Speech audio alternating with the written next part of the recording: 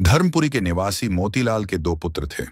बड़ा पुत्र हरिनाथ 20 साल का था, दूसरा पुत्र गिरिनाथ 18 साल का। हरि पढ़ाई में कच्चा निकला, दुनियादारी का ज्ञान भी नहीं रखता था, कोई काम वाम करना बिल्कुल ना जानता था। गिरिनाथ अपनी पढ़ाई समाप्त कर घर लौटा। सबको यह कहकर उसकी तारीफ करने लगे कि हरि की अपेक्षा गिरि ज्यादा अक्लमंद और सभी विद्याओं में प्रवीण है। साथ ही हरि का मजाक उड़ाने लगे। इस पर हरि के मन में अपनी जिंदगी के प्रति विरक्ति पैदा हुई। उन्हीं दिनों में श्रद्धानंद उनके घर भिक्षा लेने आ पहुंचा। श्रद्धानंद एक सन्यासी था। वह एक पहाड़ी गुफा में रहा करता था। सन्यासी भिक्षा के लिए गांव में आ जाता, प्रत्येक घर से भिक्षा ग्रहण करता था। हरि प्रतिदिन श्रद्धानंद को भिक्षा देता था।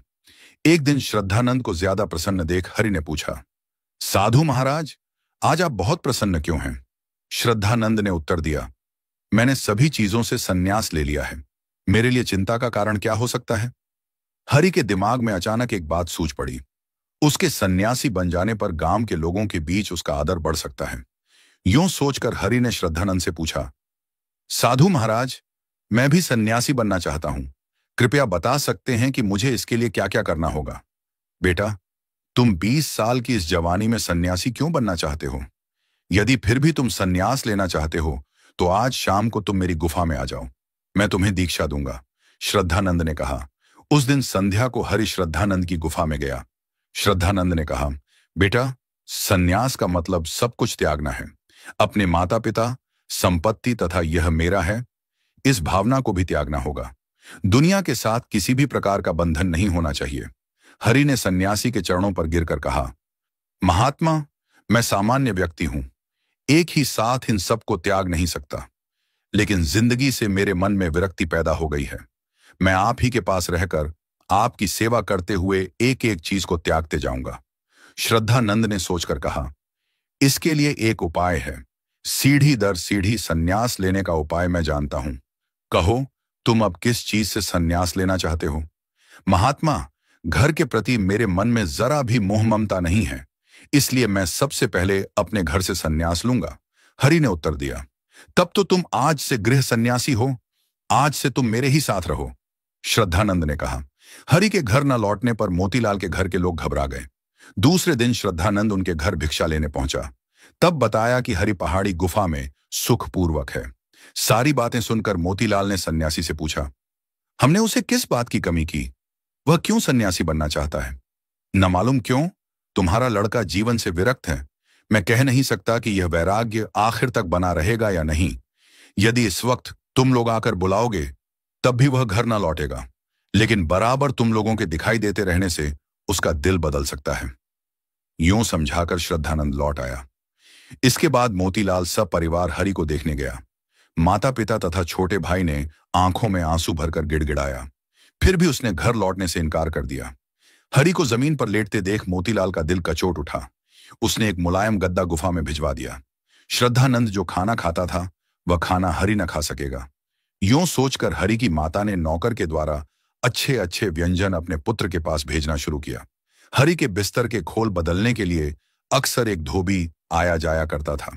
एक बार वह खींचकर मन ही मन गुनगुना रहा था, हमारे हरि बाबू को न मालूम क्या हो गया है, सन्यासी बन बैठे हैं, रोज पहाड़ पर चढ़कर आने में मेरी नानी मर रही है। ये बातें सुनने पर हरि के मन में बिस्तर के प्रति विरक्ति पैदा हो गई। उसने वह बिस्तर धोबी के हाथ देकर घर भिजवा दिया और श्रद्धानंद से कहा, महात्मा, आज से मैं भी आप ही की भांति जमीन पर सोना चाहता हूं। तब तो तुमने तल्प संन्यास ले लिया है ना? श्रद्धानंद ने कहा। थोड़े दिन और गुजर गए। हरि ने भांप लिया कि उसके लिए भोजन लाने वाला नौकर भी लाचार होकर भोजन ला रहा है। इस पर हरि ने श्रद्धानंद से कहा, आज से मैं स्वादिष्ट भोजन करना नहीं चाहता, आप जो भोजन करेंगे वही मैं भी करूंगा। इसके बाद उसने नौकर द्वारा खाना मंगवाना बंद किया। श्रद्धानंद ने हरि की प्रशंसा करते हुए कहा, बेटा, तुम्हारा मन धीरे धीरे परिपक्व होता जा रहा है, अब तुम जिह्वा सन्यासी भी हो गए हो।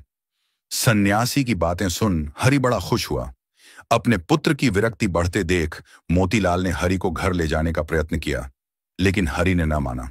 अंत में मोतीलाल ने हरि को धमकी भी दी, तुम फिर एक बार सोच लो, आज तुम हमारे साथ घर ना लौटोगे तो मेरी जायदाद में से तुम्हें एक कौड़ी भी ना मिलेगी। तुम्हें सदा के लिए सन्यासी की भांति यहीं पर पड़े रहना पड़ेगा। हरि की माता ने भी ऐसे पुत्र को जन्म देने पर अपने दुर्भाग्य की निंदा की, पर हरि ने शांति के साथ कहा, मां, तुम चिंता ना करो, आज से मेरे कोई माता पिता भी नहीं है, फिर कभी मेरे वास्ते आने की जरूरत नहीं है।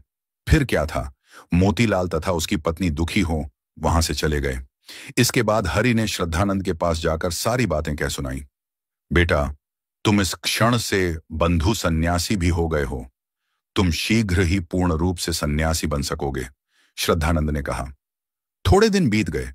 एक दिन अप्सरा जैसी 16 साल की कन्या हरि को देखने आई। उसको देखते ही हरि की आंखें चमक उठी। तुम कौन हो? हरि ने पूछा। क्या तुमने मुझे नहीं पहचाना? कन्या ने उल्टा सवाल किया। हरि ने युवती को ध्यानपूर्वक देखा, तब कहा, नलिनी, तुम हो? नलिनी हरि की ममेरी बहन थी। उसने 5 साल पूर्व नलिनी को देखा था। इस बीच उसके मामा का परिवार दूसरे शहर में चला गया था। हरि, हम लोग कल ही गांव लौटे हैं, तब से मैं तुम्ही को खोज रही थी। तुम यहां क्यों हो? नलिनी ने पूछा। मैं इस वक्त सन्यासी हूं, मेरे अपने घर द्वार माता पिता कोई नहीं है, हरि ने जवाब दिया। तब तो तुम्हारा साथ देने वाले कोई नहीं है? नलिनी ने पूछा। मुझे किसी की मदद की जरूरत नहीं, इसी जिंदगी में मुझे प्रसन्नता है, हरि ने निर्लिप्त भाव से उत्तर दिया। तब तो मेरा क्या हाल होगा? मैं तुमसे प्यार करती हूं, नलिनी ने कहा। नलिनी, तुम मुझसे प्यार करती हो? मुझ में ऐसी क्या बात है जिसे देख तुम मुझसे प्यार करने लगी हो? मैं अपने भीतर कोई खास बात न पाकर ही यूं सन्यासी बन गया हूं, हरि ने कहा। हरि, ये तुम क्या कहते हो? तुम्हें देखने पर मुझे बार बार तुम्ही को देखने की इच्छा होती है, तुम्हारी बातों को सुनने पर बार बार सुनने की इच्छा होती है। तुम्हारे बिना मैं जी नहीं सकती, हरि, नलिनी ने दिल की बात बताई। नलिनी की बातें सुनने पर हरि को बड़ा आनंद आया। बोला, मैं इस वक्त सर्वस्व परित्याग कर चुका हूं, मेरे प्रति तुम अपनी ममता को बढ़ाने की कोशिश न करो। यदि तुम मुझे फिर देखना चाहती हो तो कल आ जाओ। उस दिन रात हरि को नींद न आई। उसे लगा कि कल सवेरे नलिनी पुनः आ जाए तो क्या ही अच्छा होगा। दूसरे दिन नलिनी आ पहुंची। उसे देखते ही हरि का चेहरा खिल उठा। हरि, तुम्हारे बिना मुझे वह घर नरक तुल्य मालूम होता है, मैं भी यहीं तुम्हारे साथ रह जाऊंगी, मुझे भी सन्यास दिला दो। नलिनी ने हठ किया। इसके बाद हरि श्रद्धानंद के पास पहुंचा और धीरे से पुकारा, महात्मा। बेटा, क्या बात है, इस बार तुम किस चीज से सन्यास लेना चाहते हो?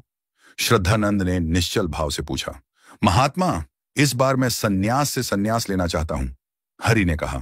श्रद्धानंद हरि की बातें सुन चौंक पड़ा।